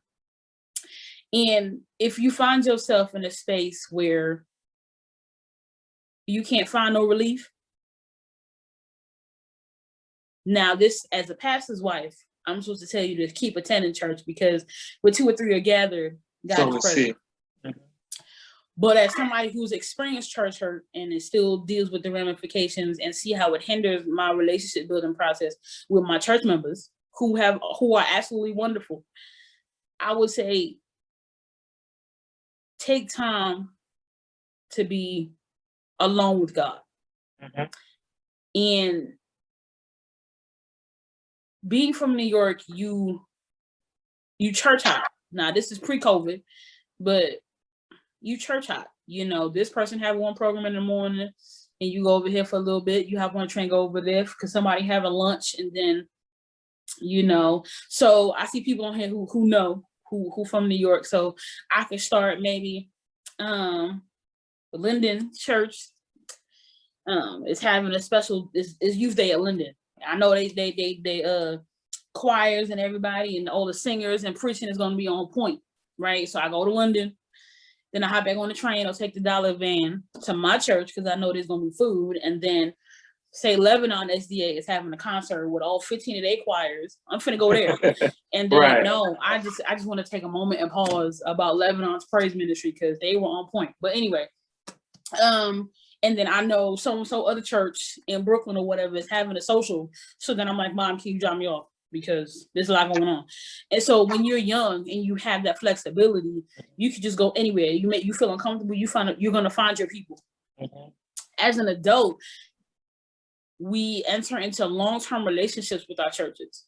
So we are attending the same church over and over again on a weekly basis. And so I would say, take a break. Repair, allow yourself to identify the issues. It could be you. You again you are not open to criticism. You're not trying to hear what anybody has to say. And in your mind, you know everything and you're trying to play God. Right. It could be your fault. But then again, it could be the church's fault. But I say that take time alone without the outside influence, and then allow yourself to feel too. And then 3, you get the help. If you need professional help, if you need that professional healing that professional environment to dialogue with somebody else, a neutral party, then do that. Because nobody should be fighting at home, on the job, on the streets, especially Black folk. We trying to stay alive, and then we go to church where God should dwell, and we fighting that too. I'm fighting sin and you. Like I just feel like some I can stay at home and try to have some kind of form of peace. Then I'm supposed to come to the house of the Lord and still got to deal with foolishness and yeah. You judging me for what you see me doing. But I definitely think that spending a long time with God is very important, because one thing I've always heard and I agree with is when they say, study to show yourself approved. So when you know the Bible for yourself, when you know God for yourself, when you have your own personal relationship, which is why I spoke about relationship versus religion, anybody try to hold your past against you, the effect it has on you isn't the same. And when you deal with these people who are coming at you with toxicity and they're coming at you with negativity, you're able to stand your ground. You're able to be self-assured in who you are as a man, as a woman, as a Christian, because you know what your relationship is with God, and can't nobody say anything or do anything to deter that. And I think that's very, very important. I would say that a big topic, and one of the last ones I want to talk about, is Christian education. Now, you went to, and I want to shout out HBCU. Wait, you went to Oakport, right? Yeah. So you went to not just a Seventh-day Adventist college, but an HBCU. And I, on the other hand, was hell-bent on not going to nobody's Christian school. Here's my problem. In the Seventh-day Adventist church, figuratively, it is beat over your head how much better a Christian education is.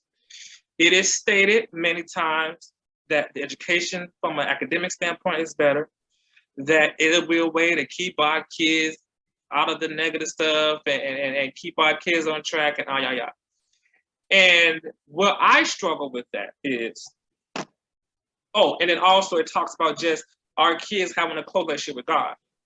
My issue with that is not all Christian schools' curriculum is at a certain level. So to say that because I went to a Christian school or an academy that I'm getting a better education, to me, that's bullcrap. Because I went to a Christian school from first to sixth grade, and I was significantly behind academically.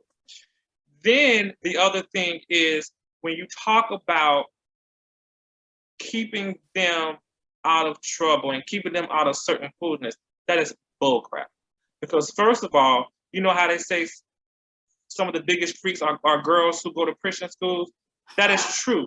When you talk about, and once again, I've gone to Christian schools, I know plenty of people who have gone, because it is this stereotype and this umbrella that by going to Christian schools, that certain things aren't going on and kids are not doing X, Y, Z because they're so focused on yada, yada, yada. That is a lie.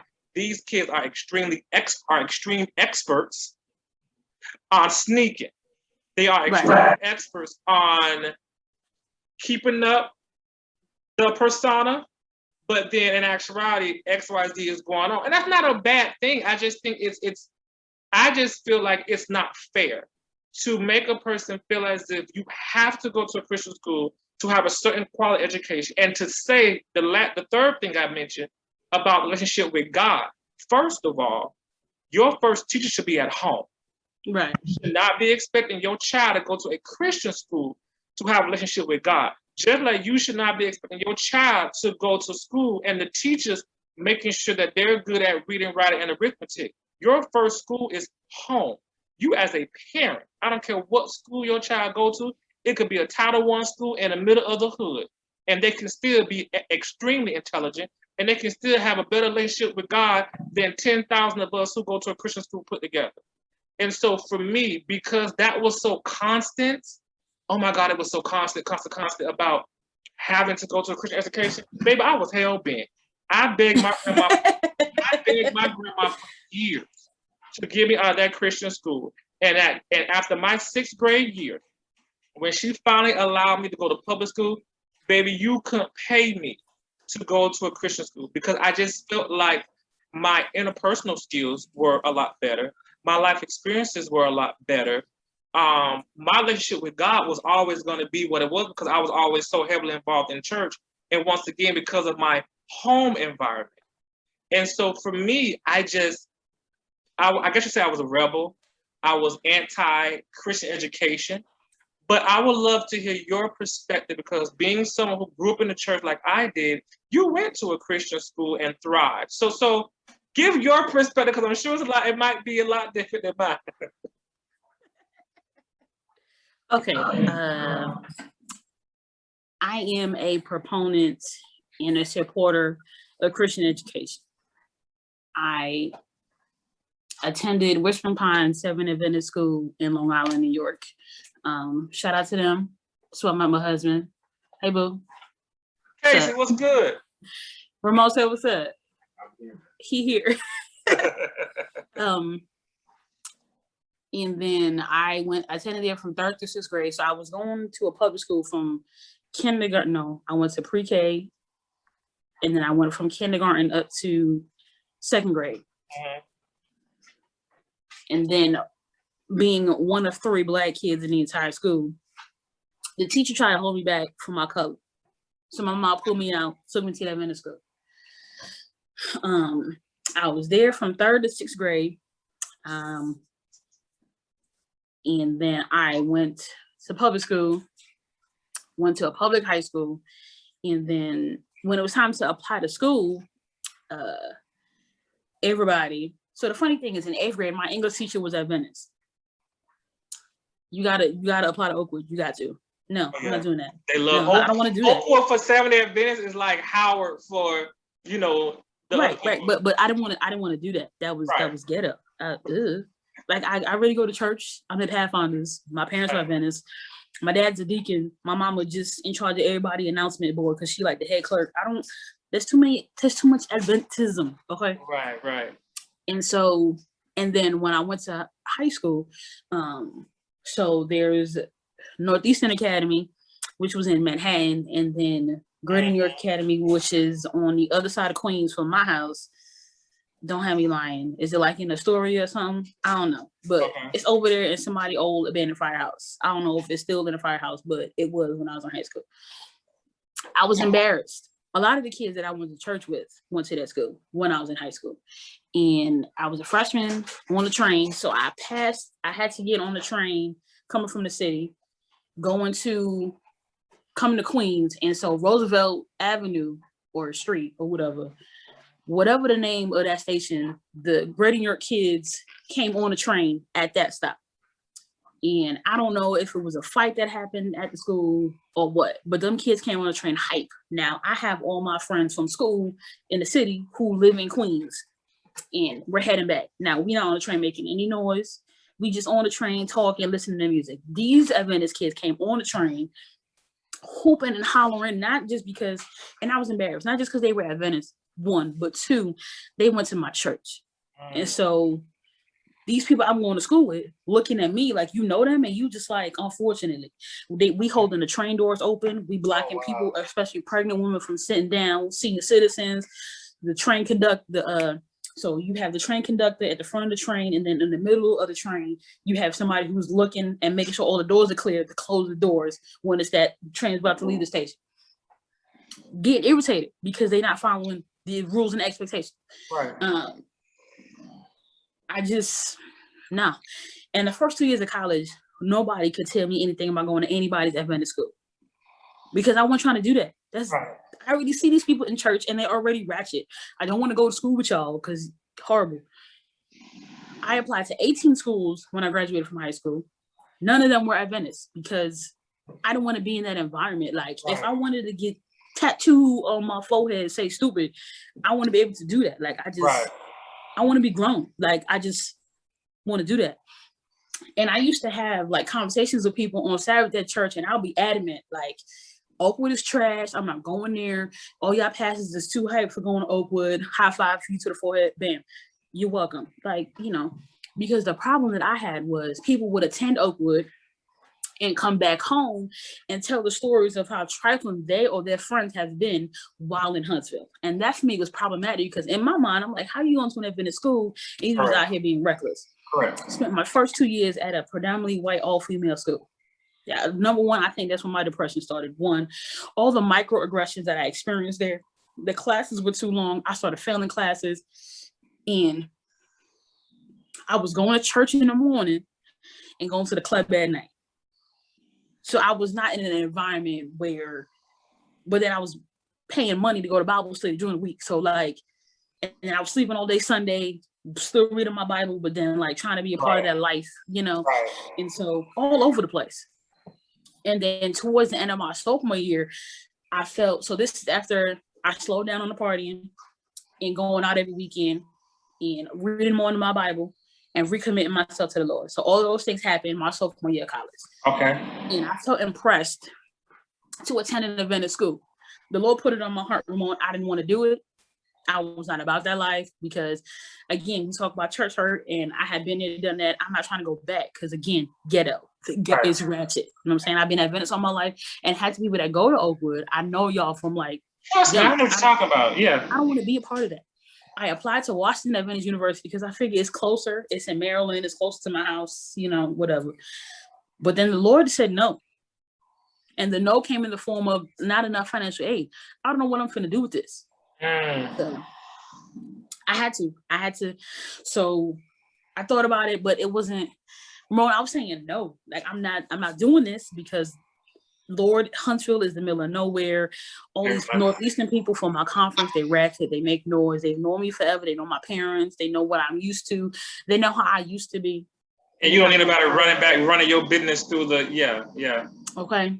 And so it wasn't until Northeastern came in where the Kirk Payne, love her, the admissions counselor at the time that was trying to recruit all the New York kids had a table. So one of the big buildings on the campgrounds for New York, for Cambridge, she like called it the Bland House. She had her table set up and it said Oakwood University on the front.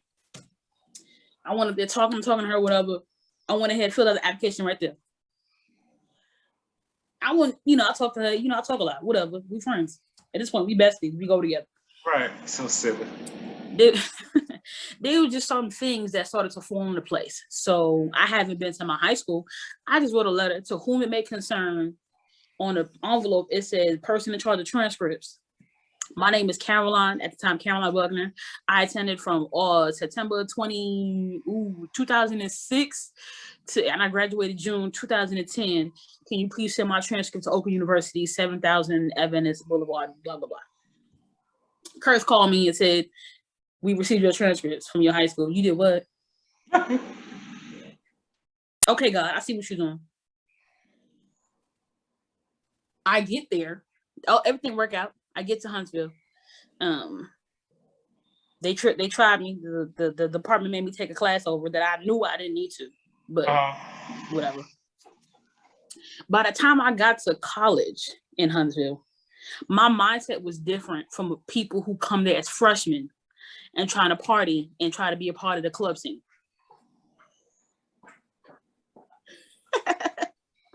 Thank you. My mindset was different. I'm not trying to sneak on the campus. I'm not trying to sneak off. Even if I wanted to do that, Cameron likes to go to sleep at night. Like, I'm not trying to. And the one time the girl told the RA that I wasn't in the dorm, I was mad. I was like, ma'am, I'm in the shower. Like, I'm in here. You about to give me a fine. Right. But I will say that God blessed and showed out, because somebody who graduated from high school with a 2.9 GPA failed like 3 of her courses for her major before transferring to Oakwood. Man, if I could, I should have came on here with my Dean's List certificates, just honor roll this and Dean's List that and everything, all of that.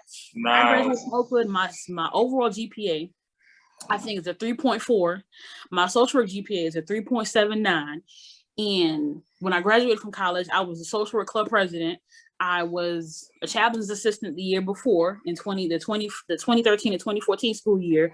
I was preaching in chapel, getting standing ovations. And if I hadn't listened to the Lord when he told me to go, because in my mind, that was like, Oakwood was lava, okay?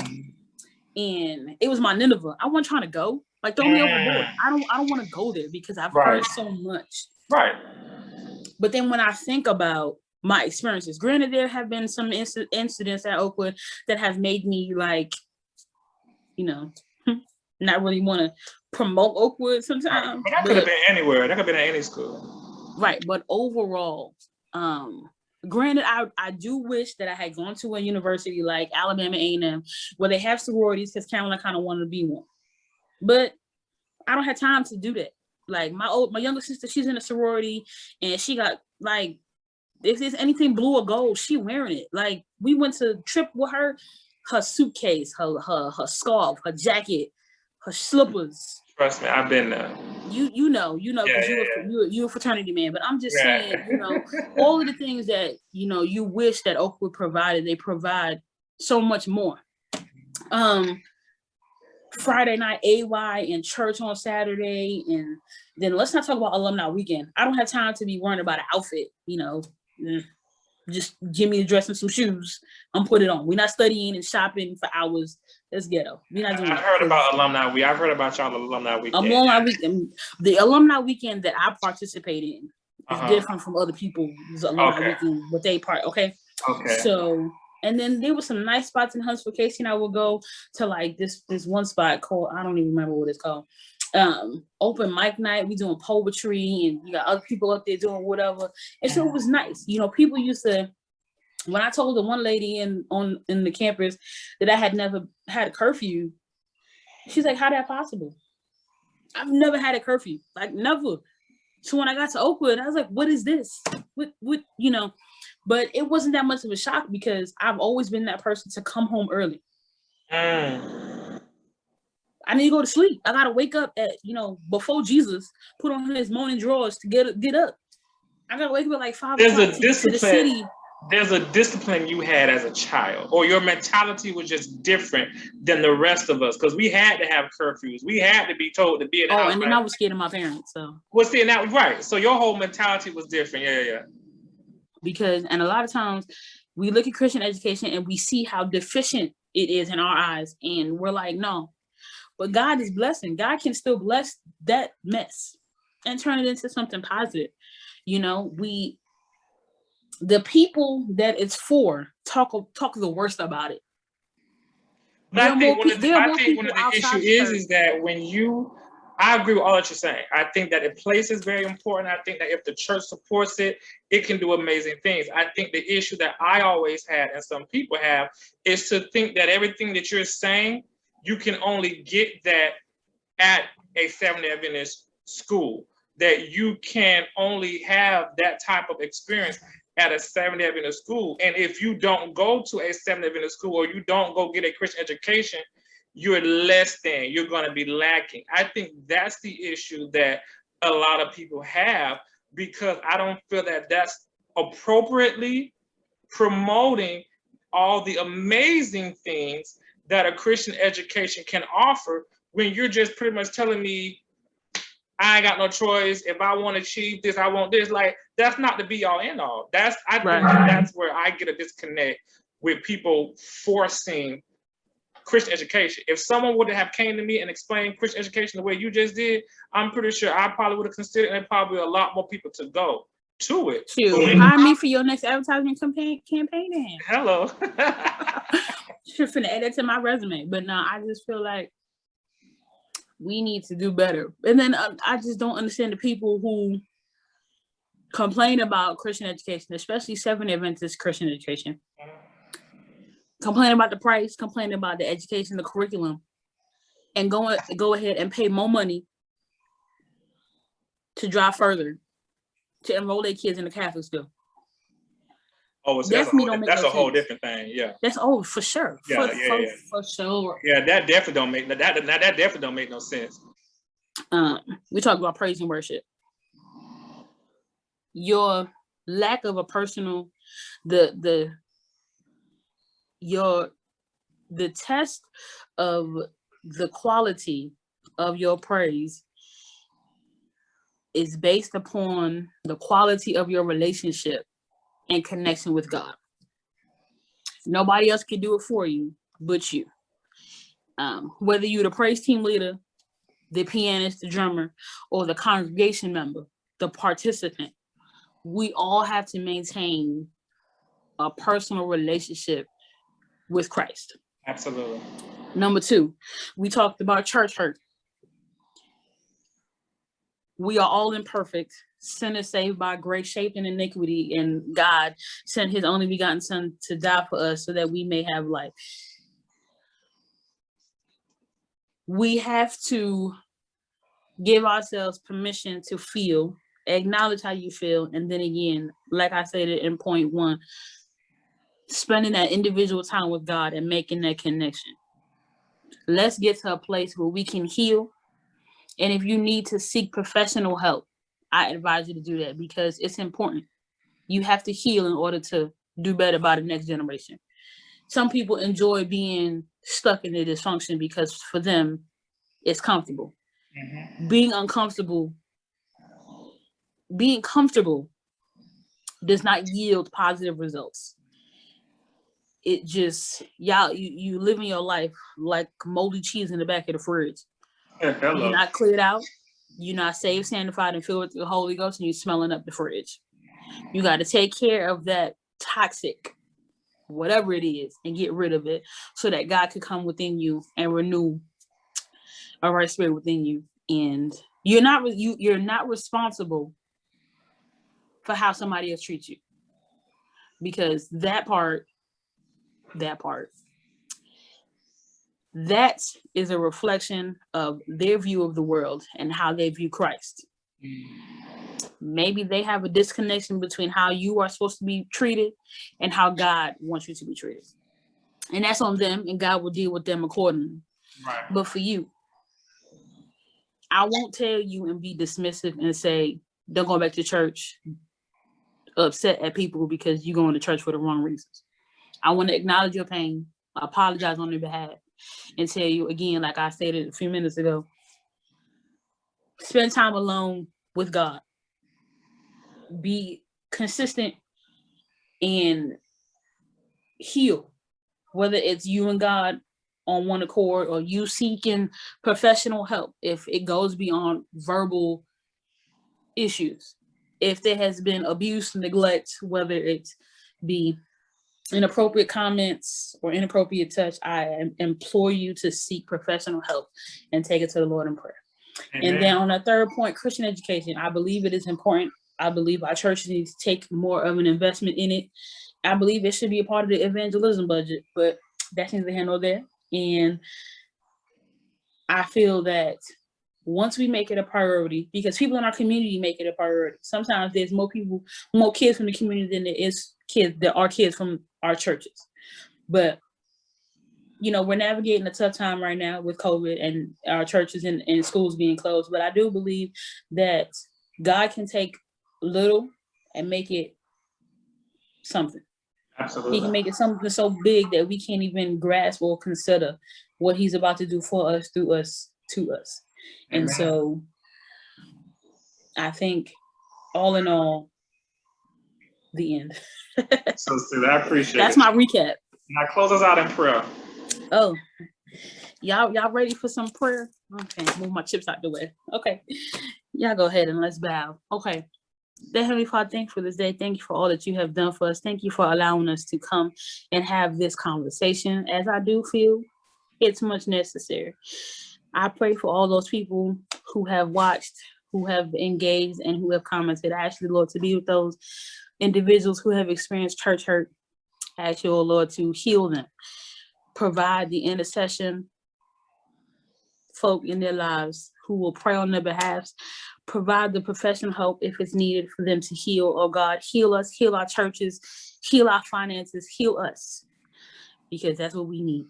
Ask Lord to cover us, guide and protect us, forgive us of all our many sins, and until we meet again in person, and so that we're able to fellowship, kiss, hug, and love on one another, ask Lord to guide and protect us, keep us safe. And while we are absent one from another, oh God, keep us in our right minds, in our right spirits, in our right bodies. In your name I pray. Amen. Amen. Appreciate you, friend. As usual, I appreciate it. I appreciate you This was too. amazing. This amazing. Thank you so much. No problem. And we shall talk. We shall definitely do this again, and you let me know when Yes. you're ready for it. Absolutely. All right. You take care. You too. Well, that's it for the zone today. We are officially shutting it down. Thank you guys so much for tuning in. And until next time, remember this: my mistakes make me wiser, my failures make me stronger, my hardships make me thankful, my passion makes me unstoppable.